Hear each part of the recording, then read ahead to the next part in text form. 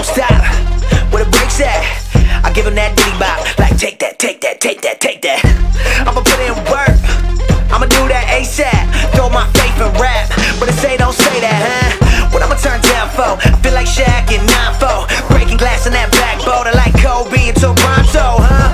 Dropping 81, yo, I dropped the 88. Ricky Bobby, shake and bake, sleeping on it, should've stayed awake, huh? Everybody make mistakes like VJs, tryna say my name, it's Minio. Say it with me, Minio. Okay, great, 2 forks high, raise the stakes, risk it all, I take the hate. This the winning team, get the Gatorade. My guy good, but he's not safe, nah. They try to shut us down and it ain't gon' slide. Only thing I fear is God and he on my side. That's the confidence I got, cause he got me. That's why I really feel like you can't stop me.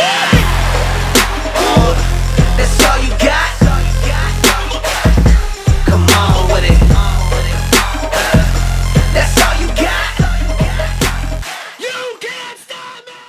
What's up, guys? This is Donnie with Wakulla FCA, and today we're starting our Thursday tailgate, and I'm here with the voice of the Wakulla War Eagles, Mr. Chris Savory, and I'm awesome and blessed, man, that you're willing to do this with me. Yeah, absolutely. Couldn't be more excited, Donnie. This is a really good idea. Get the message out there to everybody that's viewing this. You know, Wakulla War Eagle football is back, but not just the War Eagles. All the athletic programs throughout the county. You know, we got a really good athletic system here in Wakulla County, and we always put out fantastic athletes year after year. Our academics are top notch, and it's always fun to get a chance to brag on these young men and women and the coaches that get them there. Absolutely, absolutely. And so what we're going to do today is I just wanted to real quick go over what the last game. You know, here's the thing for me. You know, I've been blessed to be able to be the FCA area rep now down here in Wakulla County, and you know, I'm from Wakulla just like you are,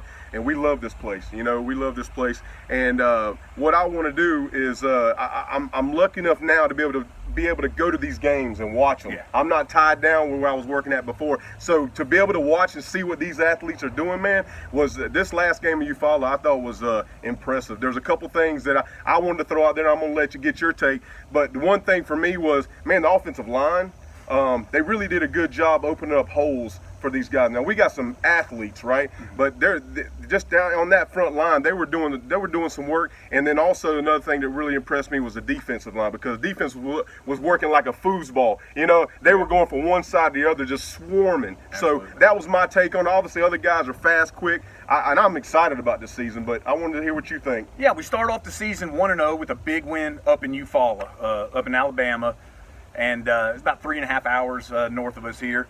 And Eufaula, Alabama has a long history, always a good football program, and we expected, or Coach Cleese and the football team were prepared for a tough fight, and that's what we got. We went in there, and I believe at halftime it was 14-14. It was a struggle. Eufaula had a good game plan to start the game out, and Coach Cleese and the football team has always had a great game plan. It was just hard fought. It was a defensive battle, like you said there in the first half. Our defense has really stepped up. We got a couple key interceptions. The defensive line was able to get in the backfield of Eufaula and cause some disruptions and mess up their timing. But Eufaula, likewise, was able to do the same to our offense. I mean, we were able to put 14 points on the board there in the first half, but really, Eufaula's defensive game plan really worked in the first half, stifled us as we had a couple drives that just kind of stalled out.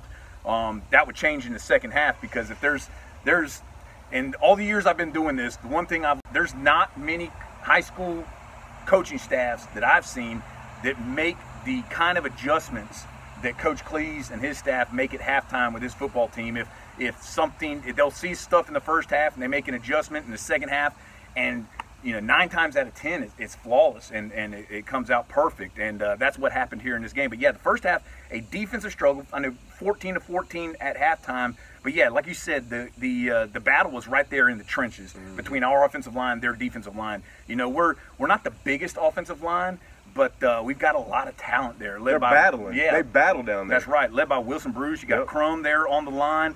They're smart. They know their assignments. You know, there's a couple breakdowns here and there, but that's going to happen in any game, all the way up to the pro level.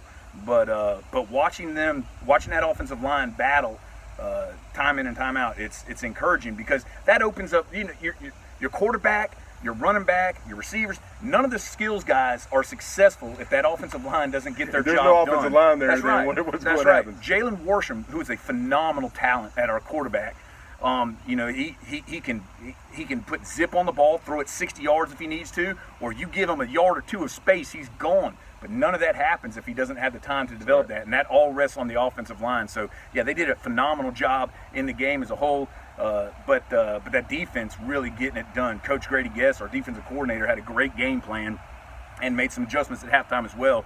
But the defensive line getting it done. The linebackers, Keyshawn Green, FSU commit, causing lots of disruptions in our secondary, man. And you can't talk enough about them. And the junior Desmond Green. Yes. Look, he missed 2 touchdowns off just fingertip. That's right. Fingertip. Desmond Green, he would finish the day with two interceptions. Yep. Key one in the second half. But yeah, at the end of the first half, we were down. We weren't down. We were tied up 14-14.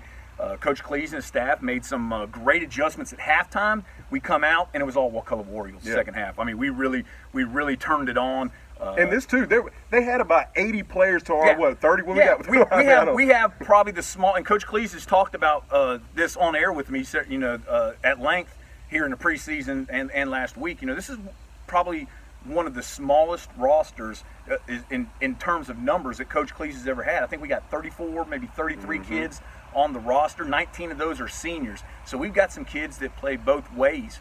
So conditioning is paramount. How many players do you remember whenever you played? How many did y'all average? As far as numbers on the roster, I think we had we averaged somewhere around 40. Okay. You know, 40. Okay. We were 3A when I played, but we had about 40 kids on the roster, and we didn't have people going both ways. We had like Craig Goodson, he played both ways. He was our tight end and our linebacker, but you know. That was about it. We didn't have that many people going both ways. We have quite a bit that goes that both ways now, or not really? Yeah, I mean, and you'll even see, and I was even surprised. I mean, you'll see Jalen Worsham, our quarterback, come in the secondary. He did it quite a bit in the second half in this last game, and you know, Jalen Worsham is a special talent. He can play any position on that field short of offensive line. Come on with it.